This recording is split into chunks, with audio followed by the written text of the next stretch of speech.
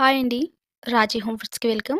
ఈరోజు వీడియోలో ఫంక్షన్ స్టైల్‌లో బ్రెడ్ హల్వా చేసి చూపిస్తానండి. ఒక్కసారి ఇలా నేను చేసే పద్ధతిలో చేసి చూడండి బ్రెడ్ హల్వాను. చాలా అంటే చాలా సింపుల్‌గా చేసుకోవచ్చు. వంట రాని వాళ్ళు కూడా చాలా ఈజీగా చేసేస్తారు. టేస్ట్ విషయానికొస్తే చాలా అంటే చాలా బావుంటుంది. నోట్లో వేసుకుంటే వెన్నలా కరిగిపోతుందండి. అంతేకాకుండా ఎంత తిన్నా కూడా సరిపోదండి. అంత బావుంటుంది టేస్ట్ అనేది.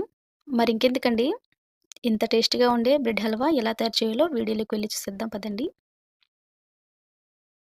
ముందుగా 10 బ్రెడ్ ముక్కల్ని తీసుకొని వాటికున్న సైడ్స్ మొత్తం కట్ చేసుకోవాలి. చూడండి, ఇలా వీడియోలో చూపిస్తున్న విధంగా సైడ్స్ కట్ చేసుకోవాలి.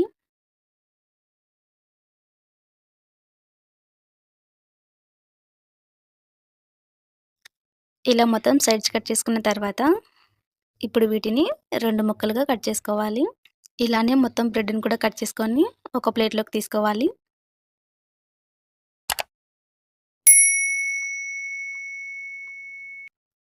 ఇప్పుడు స్టవ్ వెలిగించి కడాయి తీసుకొని అందులో డీప్ ఫ్రైకి సరిపడా ఆయిల్ వేసుకోవాలి.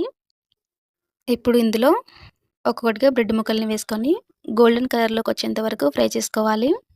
ఒకటి గుర్తుంచుకోండి, ఆయిల్ బాగా వేడైన తర్వాతనే బ్రెడ్ ముక్కల్ని వేసుకోవాలి. ఆయిల్ వేడవ్వక ముందుకే మనం బ్రెడ్ ముక్కల్ని వేసామంటే బ్రెడ్ ముక్కలకు మొత్తం ఆయిల్ పట్టేసుకుంటుంది. అందుకోసం ఆయిల్ బాగా వేడైన తర్వాతనే బ్రెడ్ ముక్కల్ని వేసుకోవాలి. బ్రెడ్ ముక్కలు ఆయిల్‌లో వేసిన తర్వాత ఆయిల్ బాగా వేడయ్యుంటే బ్రెడ్ ముక్కలు చాలా తొందరగా మాడొస్తాయండి. అందుకోసం గోల్డెన్ కలర్‌లోకొచ్చిన తర్వాత వెంబటే తీసేసుకోండి. ఇలానే మొత్తం బ్రెడ్‌ని కూడా గోల్డెన్ కలర్‌లోకి ఫ్రై చేసి తీసుకోవాలి. ఇప్పుడు మరో కడాయిలో ఒక చెంచా నెయ్యిని వేసి, నెయ్యి బాగా వేడైన తర్వాత డ్రై ఫ్రూట్స్‌ని వేసుకొని బాగా దోరగా ఫ్రై చేసుకోవాలి. డ్రై ఫ్రూట్స్ ఇలా దోరగా ఫ్రై అయిన తర్వాత ఇప్పుడు వీటిని ఒక బౌల్‌లోకి తీసేసుకోవాలి.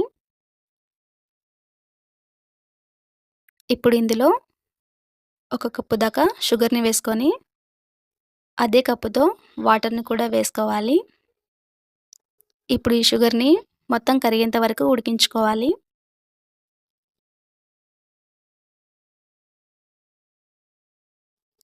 చూడండి, ఇలా షుగర్ మొత్తం కరిగిన తర్వాత ఇప్పుడు ఇందులో 2 యాలకులను వేసుకొని, అలాగే మనం ముందుగా ఫ్రై చేసి పెట్టుకున్న బ్రెడ్ ముక్కల్ని ఒక్కొక్కటిగా వేసుకోవాలి.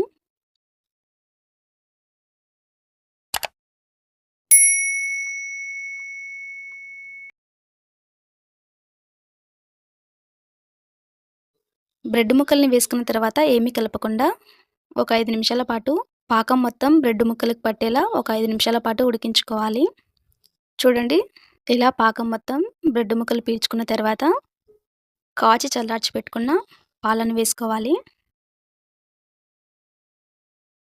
తర్వాత ముందుగా ఫ్రై చేసి పెట్టుకున్న డ్రై ఫ్రూట్స్‌ని కూడా వేసుకోవాలి.